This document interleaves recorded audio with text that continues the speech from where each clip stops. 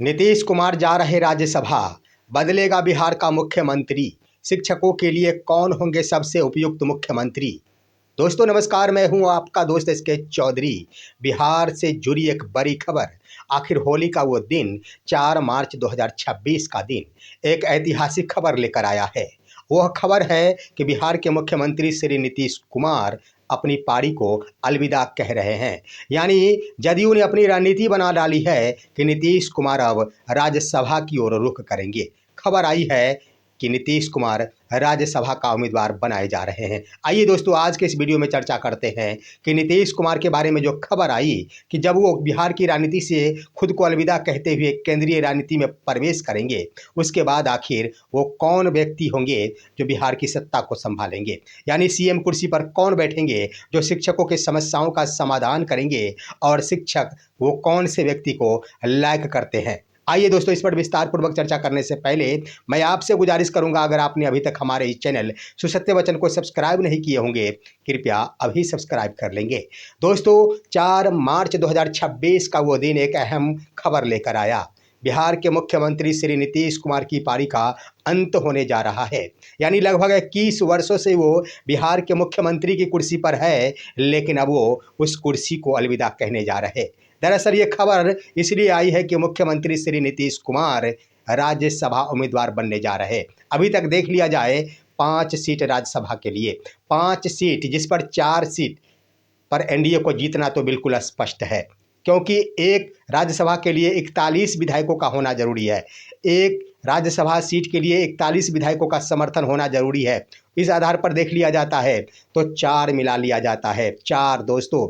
इसके आधार पर 164 विधायकों का समर्थन प्राप्त होते ही 4 के 4 सांसद निर्विरोध जीत जाएंगे। अगर 2 उम्मीदवार नहीं होते, समर्थन की आवश्यकता नहीं पड़ेगी।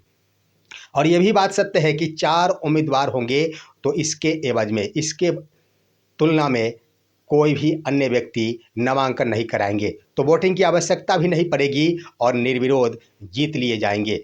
अब सवाल ये बन रहा है कि आखिर बीजेपी ने अपने 2 उम्मीदवार की घोषणा कर डाली। बीजेपी 2 उम्मीदवार की घोषणा कर डाली, जिसमें नितिन नवीन है और शिवेश कुमार राम है।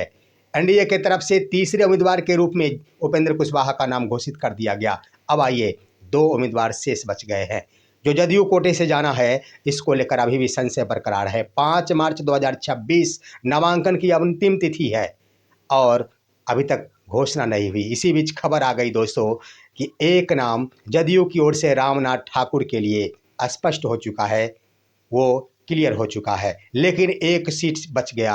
आखिर उस पर कौन नामांकन करेगा। इससे पहले आए थे दोस्तों, खबर आई थी कि निशांत कुमार राज्यसभा भेजे जा सकते हैं, और खबरें आई थी इसके लिए बीते एक दिन पहले ही बिहार सरकार के मंत्री श्रवण कुमार ने स्पष्ट कह डाली थी कि नीतीश कुमार के बेटे निशांत कुमार के लिए बिहार की राजनीति में एंट्री कि मुद्दे समाप्त हो रहे हैं। अब इस पर विराम लगने जा रहा है। होली के मौके पर वो राजनीति में प्रवेश करने जा रहे हैं। जो ही उन्होंने बयानें दी थी, उसके बाद खबरें चलनी शुरू हो गई थी कि संभवतः राज्यसभा के उम्मीदवार निशांत कुमार हो जाएंगे। लेकिन अब दोस्तों निशांत कुमार नहीं होने जा रहे हैं।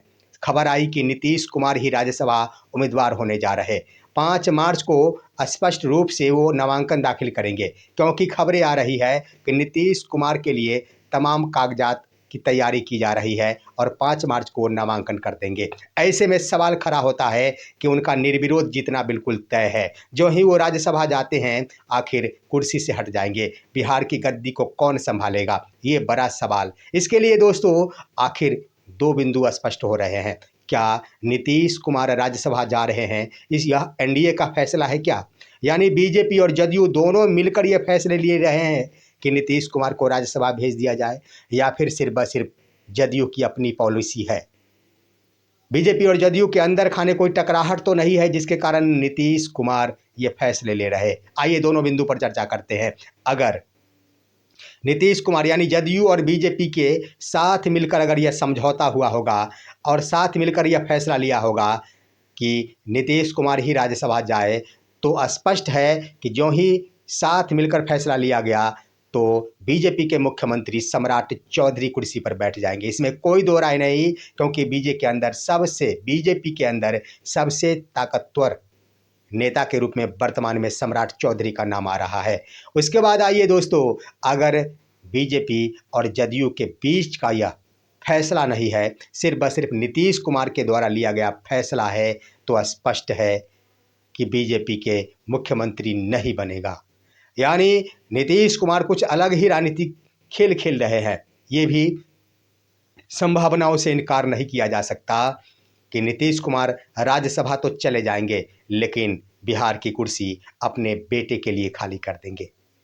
अब दोस्तों, यहाँ पर सवाल ये उठ रहा है कि जो ही अगर वो अपने बेटे के लिए यह कुर्सी खाली करेंगे, उस वक्त बीजेपी से नीतीश कुमार का नाता टूट जाएगा, ये भी स्पष्ट है। लेकिन क्या नाता टूट जाने के बाद भी मुख्यमंत्री का कुर्सी सिर्फ रहेगा जदयू के लिए? स्पष्ट है दोस्तों, विपक्ष के साथ मिलकर इस कुर्सी को बचाया जा सकता है, क्योंकि विपक्ष के पास देख लिया जाए, अभी भी विपक्ष के पास कुल 35 विधायक है।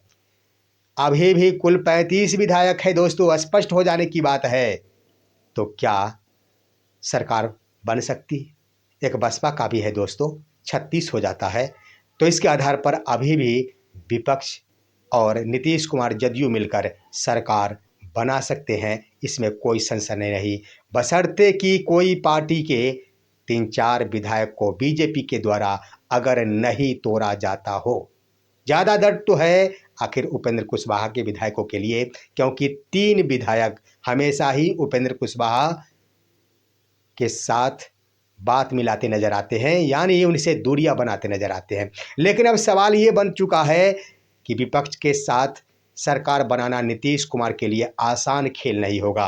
किसी भी वक्त सरकार डगमगा जाएगी, आखिर अस्थाई सरकार नहीं हो पाएगी, क्योंकि विधायकों की संख्या काफ़ी कम हो जाएगी।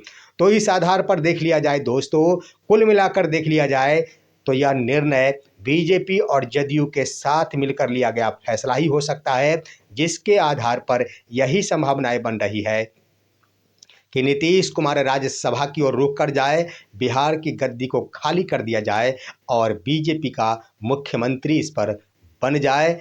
हो सकता है नीतीश कुमार के ऊपर बहुत बड़ा दबाव होगा।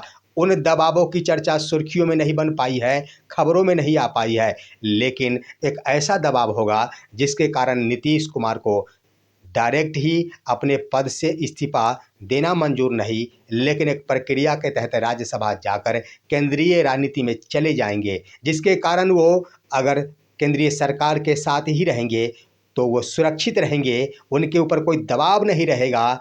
लेकिन बिहार की सत्ता बदल जाएगी। जदयू की जो मंशा है, वर्षों की मंशा है कि बिहार में भी बीजेपी का मुख्यमंत्री होना चाहिए। बीते कार्यकाल की बातें देख लिया जाए, वर्ष 2020 में भी यही हालात हुए थे कि 1 नंबर की पार्टी बीजेपी बन गई थी, लेकिन सरकार में नहीं आ पाई थी, यानी कहने का अर्थ उनका मुख्यमंत्री नहीं हो पाया था। इस बार भी 1 नंबर की पार्टी बन गई, लेकिन सरकार अभी तक नहीं बन पाई। इसको लेकर बीजेपी की एक अपनी प्रतिष्ठा भी बन चुकी है कि इस बार मुख्यमंत्री की कुर्सी पर बीजेपी के ही उम्मीदवार आएंगे। देखना है आखिर क्या कुछ होता है। लेकिन शिक्षकों के लिए कह दिया जाए, अभी तक संभवतः शिक्षा विभाग के लिए कौन वो शख्स होंगे जो अच्छा कार्य करेंगे, इसका कोई अनुभव नहीं है। सम्राट चौधरी गृह विभाग तो संभाल रहे हैं, ये बात सत्य है, लेकिन ये भी बात आप देख रहे हैं कि सम्राट चौधरी गृह विभाग को संभालने के बाद आखिर बिहार की हालात क्या है। देखना है क्या कुछ होता है। लेकिन बिहार की राजनीतिक करवट बदलते हुए नजर आ रहा, 1 से 2 दिन काफ़ी अहम माना जा रहा है। बिहार में सत्ता परिवर्तन, यानी कहने का अर्थ मुख्यमंत्री की कुर्सी जरूर खाली होगा। आइए इस पर आप क्या कहेंगे, अपनी राय कमेंट के माध्यम से दीजिए। हमारे इस वीडियो को ज़्यादा से ज़्यादा लाइक और शेयर कीजिए, और अब दीजिए अपने दोस्त को इजाज़त। हम फिर मिलेंगे आपसे अगले वीडियो में, तब तक के लिए नमस्कार।